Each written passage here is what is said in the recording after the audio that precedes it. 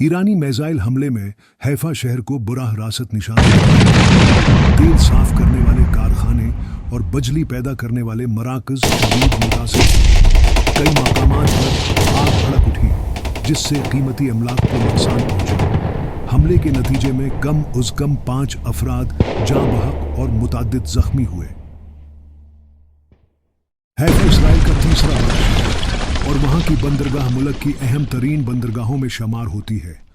ये बंदरगाह तिजारत, सनात और ईंधन की तरसील के लिए निहायत अहम है।